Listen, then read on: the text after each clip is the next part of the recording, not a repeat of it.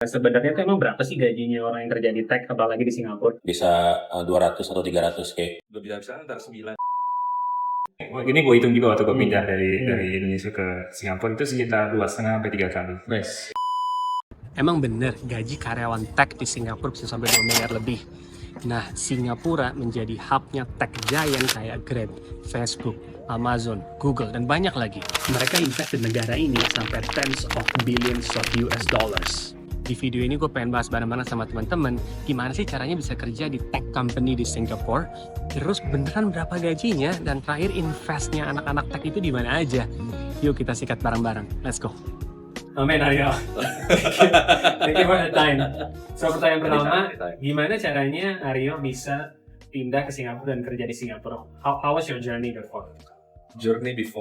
Jadi gue dulu ceritanya alhamdulillah sempat kuliah di luar negeri di Belanda waktu itu. Terus sempat dapat kerjaan di sana di consulting company. Setelah berapa tahun akhirnya gue minta untuk ditransfer ke daerah Southeast Asia. Nice. Dan kebetulan consulting company-nya emang juga ada kantornya di Singapura. Terus mereka mau ngirim dan memindahkan gue dari kantor yang di Belanda ke kantor yang di Singapura. Jadi itu awal mula gue datang ke Singapura sekitar 10 tahun yang lalu lah. Oke, Singapura ya. Ini emang kalau menurut gue waktu itu, jadi gue pindah ke Singapura tahun 2010 deh. Jadi itu menurut gue adalah the moment dimana at the right place, at the right time, the right chance. Jadi kebetulan aja waktu itu gue lagi kerja di Unilever, company kita dulu. Dan emang di Singapura lagi butuh seorang business analyst yang skill setnya yang gue punya. Dan kebetulan gue punya experience-nya.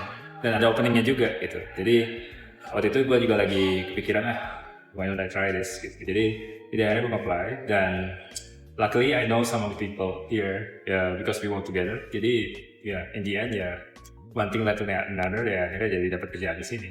Jadi simple as that sih. Jadi intinya dari internal job posting, terus akhirnya lo apply dan lo kena orang di dalam. Yes. Jadi dan karena mereka they have seen I'm doing things, jadi mereka quite confident that I can do the job, so jadi pindah ke sini. Great. Jadi emang macam-macam sih jalur orang untuk ke Singapura, dan ini salah satu mungkin yang bisa dibilang kayak jalur profesional lah. They have the skill set and then you just come at the right time. Jadi mungkin kalau share sedikit gimana ceritanya gue bisa sampai dapat kerja di Singapura. Kan basically kalau kita lihat secara keseluruhan kan gimana orang bisa kerja di luar negeri itu kan ada kalau gue lihat ada 2 garis besar. Either mereka memang kuliah di sana, kemudian dapat start karir di negara itu, atau mereka as a profesional, mereka punya certain skill set yang memang dibutuhin, kemudian dia dapat kesempatan ke sana. Nah, gue kebetulan memang karena kuliahnya tidak di luar negeri, jadi ambil jalur yang kedua, itu which is memang profesional. Jadi as a career gue sebagai sales tech itu, dan memang punya experience di market Indonesia, dan waktu itu kebetulan ada perusahaan yang memang membutuhkan that kind of knowledge, that kind of skill set juga untuk mereka mau explore market Indonesia, jadi dapat kesempatannya dari situ. Jadi company lo di Indonesia, pas lo pindah ke Singapura, company-nya sama? Different company, jadi memang company yang mau build bisnis di Indonesia juga, dan mereka butuh skill set, butuh knowledge, butuh orang yang memang punya knowledge dari sisi market di Indonesia seperti apa, juga bisa bahasa Indonesia speaking juga, dan mereka kira menawarkan posisi itu. Dan itu menurut gua sekarang juga memang kalau dari sisi tech banyak yang company yang kayak gitu. Nyari orang yang talent Indonesia yang ngerti marketnya gitu ya. Betul, seperti itu. Nah, Untuk ditempatkan di hub di Singapura. Nah, lo dapet lowongan itu gimana? Lo daftar sendiri atau lo ditelepon orang di LinkedIn? Tapi gimana tuh proses? Kalau gue waktu itu dulu memang case-nya adalah di approach oleh headhunter di LinkedIn gitu. That's why kalau gue sih merasa memang LinkedIn itu salah satu platform yang cukup bagus ya untuk lo bisa showcasing pengalaman kerja lo, atau showcasing apa yang lo lakuin di kerjaan lu sekarang gitu, untuk bisa gain perhatian juga gitu ya, tidak dari headhunter ataupun dari hiring managers. Cakep. Thank you. Mudah-mudahan orang itu bermanfaat buat teman-teman. Nah, yang kedua pertanyaan gue adalah sebenarnya itu emang berapa sih gajinya orang yang kerja di tech apalagi di Singapura? Ya memang relatively lebih lebih mungkin tinggi dibandingin sama perusahaan yang standar, tapi juga nggak setinggi itu gitu. Jadi untuk misalkan dan rata-rata kalau di company gue memang susah lo masuk sebagai fresh graduate. Paling nggak lo harus punya pengalaman mungkin 1-2 tahun. 1-2 tahun lo masuk, tergantung juga lo mau di engineering atau lebih di sisi bisnis. Kalau di sisi bisnis itu mungkin sekitar masuk, kalau lo punya pengalaman 1-2 tahun sekitar 5-7 kali. 5.000 sampai 7.000 sampai per 7.000 month. dolar per month. Oke. Gitu sampai apa? Itu rata-ratanya, tergantung lo berapa, paling itu pengalaman antara 2 sampai 5 tahun. Kalau lo engineering mungkin biasanya lebih tinggi. Tapi kalau gue bukan di engineering mungkin nggak terlalu tahu. Got it. And then kalau lo udah masuk ke manager level, which is udah 4-5 tahun lebih pengalaman, so berapa tuh range-nya ya kalau di tech di Singapura? Biasanya kalau manager level yang gue lihat mungkin sekitar di atas 7 sampai di atas 10 tahun lah ya. Itu bisa minimal sekitar bisa antara 9.000 sampai 11.000 sebulan. Gitu. Dan itu mulai dari junior mid level. Terus nutup nggak biaya hidupnya dengan, kan pasti pertanyaannya tuh ya kalau aja gaji gede tapi kan biayanya juga mahal dan segala macam, tapi secara hitung-hitungan tuh persentase akhirnya bisa nabung dan bisa beli barang-barang yang dipengen itu cukup lah ya? Emang harus menyesuaikan lifestyle sih ya, gitu ujung-ujungnya. Karena kalau menurut gue sih, gue berpahaman bahwa semua, kalau misalnya lifestyle lo nggak cocok ya emang pasti nggak cukup gitu kan, semua pun apapun itu. Tapi ya memang itu yang harus dilihat juga, apakah lo berkeluarga, seberapa besar anak lo, mungkin pilihan-pilihan masukin anak sekolah lo kemana dan segala macam. Di Singapura pun juga ngaruh untuk adjust income lo seperti itu. Kalau gue melihat market juga sebenarnya kalau kita ngomongin ini mungkin spesifik di tech industry gitu ya. Gue rasa kalau misalkan entry level atau mungkin di individual contributor level gitu ya, menurut gue mungkin lo bisa dapat di sekitar minimal 80k SGD Per tahun? gitu ya. Up to misalkan nanti kan seiring karir lo sebagai individual contributor juga akan naik juga ya. Kalau manager nggak, menurut gua rata-rata mungkin bisa di sekitar 140-an or something. 140, 150 gitu ya, tergantung size company-nya juga, tergantung market mana yang lo handle. Sampai ke level director I think bisa 200 atau 300k per tahun. Mantap. Mudah-mudahan jadi inspirasi juga buat teman-teman bahwa ya opportunity di sini gajinya bisa sampai 3 kali lipat harusnya kalau dihitung itu dengan posisi yang sama di Indonesia. Bisa gitu ya. Betul. Ini sulit ya karena kita kan ngomongin masalah tech itu spektrumnya luas ya. Jadi kayak ada tech yang masih bentuknya startup gitu, atau ada juga company yang udah mature gitu, kayak mungkin semacam Grab atau Shopee atau yang udah lebih besar lah gitu. Jadi macam-macam. Tapi in general sih untuk entry level maybe you can start around if I think about like a monthly amount, it will be maybe around 6,000 atau 7,000. Probably you can get around that. Nah untuk ke atasnya ini emang yang agak luas nih, tergantung posisinya apa gitu. Terakhir sih kalau gue lihat mediannya itu mungkin sekitar 8.000 9.000 gitu. Nah, tapi kalau udah level manager ke atas ya definitely maybe more than 10k lah. Untuk di dunia tech. Berarti kalau level to level compare to what you earn in Indonesia itu bisa 2 kali lipat kah, 3 kali lipat kah? Jadi kalau kita compare company Indonesia and company di Singapura ya, typically itu waktu ini gue hitung juga waktu gue pindah dari Indonesia ke Singapura itu sekitar 2,5 sampai 3 kali. Ya. Di tech itu memang mungkin agak lebih tinggi bandnya karena memang demand untuk tech ini lumayan tinggi, especially banded. Tapi ya in general, if you want to estimate, it's maybe around 2.5 under 3 times. Terakhir pertanyaannya, karena ini channelnya juga tentang investasi. Nah kalau lu dan mesti teman-teman lo yang di tech, itu kalau lo dari gaji lo tuh berapa persen yang lo sisihin buat investasi, dan biasanya lo tuh investasinya kemana gitu? Properti kah, saham kah, stocks kah, atau apa tuh?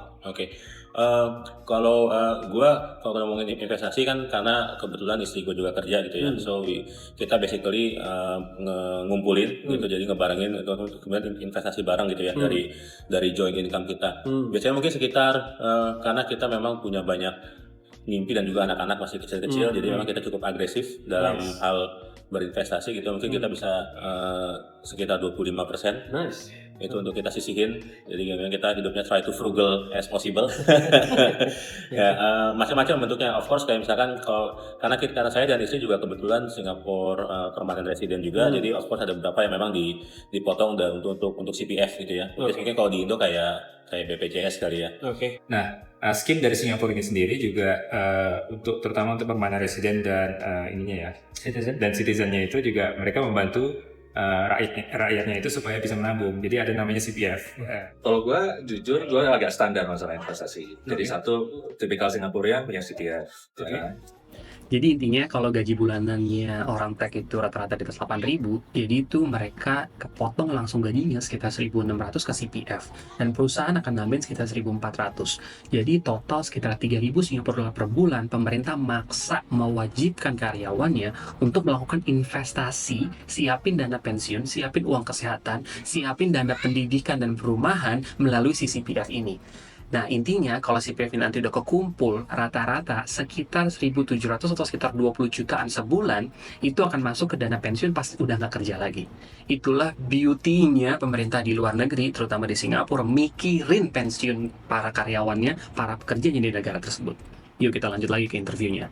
Itu satu. Terus yang kedua, kita juga invest di beberapa stok, tapi kita konsepnya nggak trading stok, tapi lebih ke nabung stok gitu ya. Dan ya menggunakan sedikit knowledge juga tentang market tech seperti apa. Jadi kita mungkin invest di beberapa tech company atau di beberapa kayak semacam company-company yang memang yang blue chip juga gitu. Kalau kemudian terlepas dari itu, karena tadi saya mention kita punya anak masih kecil-kecil juga, of course investasi pendidikan juga jadi salah satu yang cukup penting. Apalagi kalau teman-teman nanti kerja di luar negeri, kan pendidikan juga is not bukan hal yang mungkin murah-murah banget juga ya, terutama kalau mau kuliah dan sebagainya. Jadi kita juga menyisihkan di kayak semacam tabungan investasi pendidikan juga gitu, kayak semacam reksadana gitu di sini di Singapura. Jadi kayak semacam setahun kita invest sekian jumlah untuk kemudian oleh financial manajernya atau wealth manajernya itu diinvest ke another stok juga gitu. Nah kalau lo blue chip di tech company itu lo belinya single stock atau lo belinya index gitu yang udah emang gabungan berbagai macam tech company, dan lo biasanya investnya pakai wealth manager atau lo pakai aplikasi? Oke, jadi kalau yang untuk sekalian tabungan pendidikan kita pakai wealth manager. Tapi kalau yang untuk sendiri gue biasanya pakai beberapa aplikasi gitu ya. Kalau di Singapura kan mungkin ada kayak GoTrade atau Mumu dan sebagainya, kita lo bisa beli a fraction. Gue biasanya belinya misalkan sebulan, let's say ini angka asal aja misalkan 500 gitu ya, gue beli misalkan di diversify, mungkin beli misalkan di Amazon atau di Nvidia atau di Apple dan sebagainya gitu. Plus juga gue juga sisihkan dana dan sekalian buat taruh di investment link plan waktu itu. Jadi kombinasi itu, ada investment link plan, ada CPF, dan after some time it reach a point where this is good enough to pay for housing gitu. Jadi pertama, jadi memang nabungnya rumah dulu gitu. Nah baru setelah rumah lu akan melihat kayak kedepannya perlu apa nih gitu. Nah next mungkin buat saya itu adalah pendidikan. Jadi di situ saya juga mulai menyisihkan dan ditaruhnya di situ, antara di index fund yang kayak seperti Dika bilang, atau di investment link plan juga, atau di mana di tempat yang lain juga gitu sih. Jadi ya ada berbagai macam berbagai macam tempat di mana kita bisa taruh. Nah biasanya juga untuk pegawai tech, part of their remuneration itu adalah stocks. Nice. Jadi saya juga punya stocks dari beberapa company yang saya pernah kerja sebelumnya ada. Nah itu juga stoknya itu juga akan saya pegang dan saya akan lihat performance-nya gitu. Kalau performance-nya bagus ya mungkin akan saya keep, atau mungkin kalau I think I will try to make it more liquid, jadi saya bisa ambil sebagian dan saya taruh di index fund yang lainnya, seperti itu. Nice. Gua majority karena gue di tech company dan relatively lumayan baru, jadi banyak tabungannya di stock company. Gitu. Which is itu akan investing in how many years gitu biasanya? Iya, karena biasanya kan kalau misalnya lo dapat kalau di company gue biasanya lo dapat karena bonus atau apa dibagi 4 tahun biasanya. Jadi setiap tahun lo dapat sekitar 25% numpuk dan segala. Dari gaji satu tahun dapat 25%, lainnya ke stok itu maksudnya? Bukan, misalkan dari bonus lo setahun, misalkan lo dapat bonus, ada porsi yang misalnya lo dapat stok. Dari semua yang dapat stok itu dibagi 4. Jadi vestingnya selama 4 tahun. Karena strategi dia untuk retain people lah. Jadi ya dari situ aja. Karena ya alhamdulillah company-nya lumayan masih stok dan masih growing. Jadi gue ngandelin itu juga sih. Nah kalau teman-teman pengen gue interview orang atau karyawan yang kerja di negara tertentu, please tulis di kolom komen. Dan kalau kalian mau tahu gimana caranya kerja di luar negeri, please klik video satu ini. Great, please like and subscribe ya. Ciao.